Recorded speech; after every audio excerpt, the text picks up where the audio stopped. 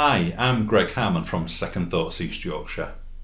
I'm going to talk about coping and how that can include healthy and unhealthy strategies, which always have a price to pay. How are you coping now with social distancing? Is it testing you? It's testing many people, including me. For most of us, this keeping apart from loved ones, family and friends is really difficult because humans are basically social creatures. We need each other. Although sometimes other people may seem to be antagonising or annoying, everybody needs other people.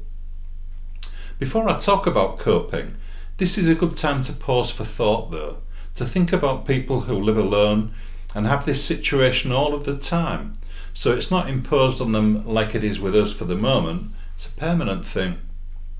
That may be through choice, or it could be because of separation or divorce, maybe because of bereavement or loss. But for some people, it's because they may come across as a little odd or eccentric and they end up being socially excluded, left out of things. Think about how things are now, how you're struggling, and how it would feel to live life like that every single day, every week, every month, every year. So I'd like you to do me a favour, please. When the lockdown ends, check on that person who you know who lives alone, who never goes out much, maybe who seems distant or a little strange or eccentric. You know, your smile, your word of greetings, may be the only interaction with other people that they ever have. I know it'll make you feel good doing it. Thank you. Right then, about coping. I thought I'd start by looking at the dictionary definition of coping, and the Cambridge Dictionary states it as to deal successfully with a difficult situation. I'll come back to that in a few minutes. What are you doing to manage your time and your sanity for that matter? What are you doing to cope? Quite a few people who responded to the questionnaire called Positive Things Out of Negative Times told me some ways that they're coping. Gardening was popular, reading, making FaceTime calls to family members to keep in touch, and crafting was mentioned a lot too.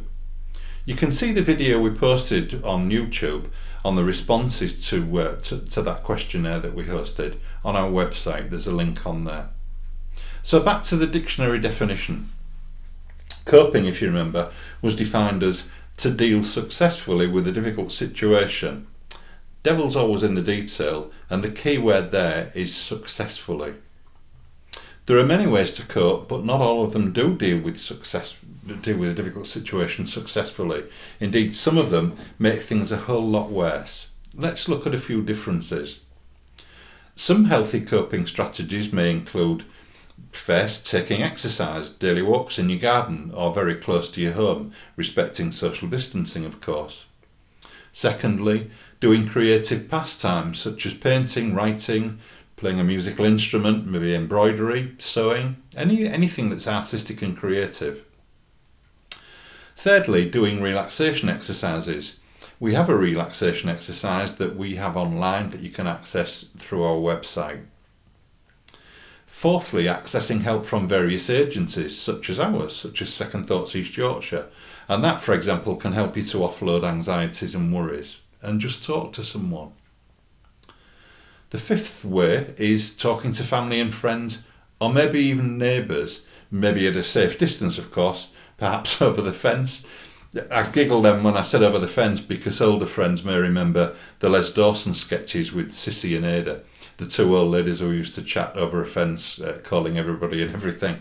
It's guaranteed to raise a giggle and raise your mood. And that brings me to the last example of positive coping mechanisms, and that's looking for some upbeat news or humour online. Anything but the news.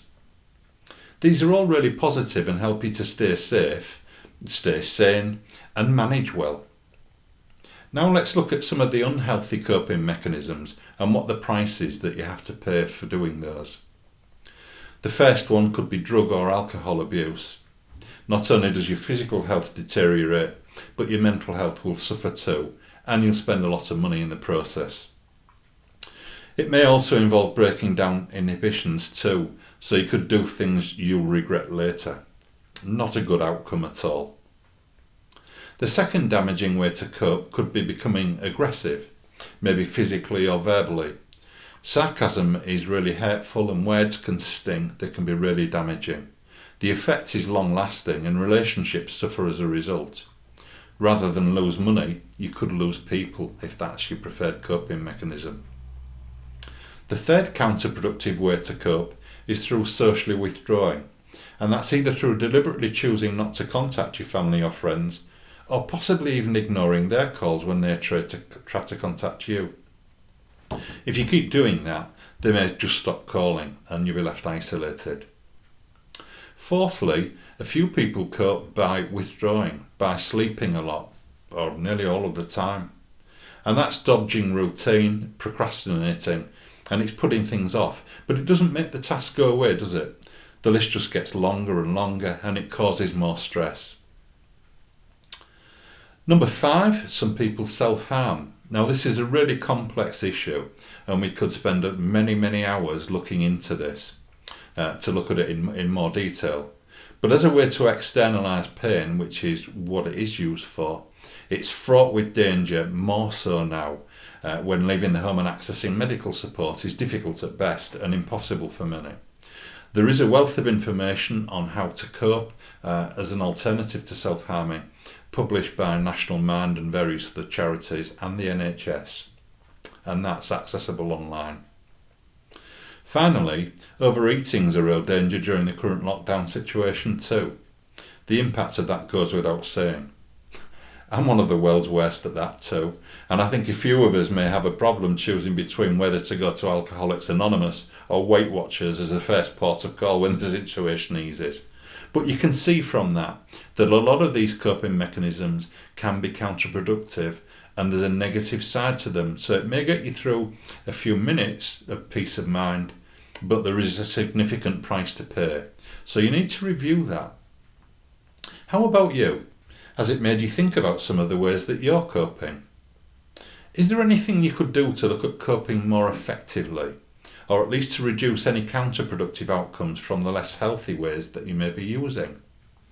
I'll add a slide at the end that you can use as a guide to look at your coping strategies, whether good or bad, and to look at if there are other alternative ways that you may want to manage and get through this situation.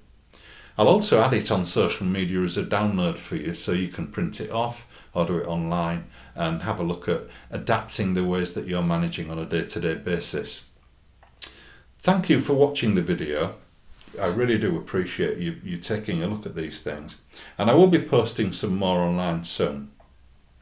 In the meantime, take care, stay safe and good mental health. I'll speak to you soon. Bye.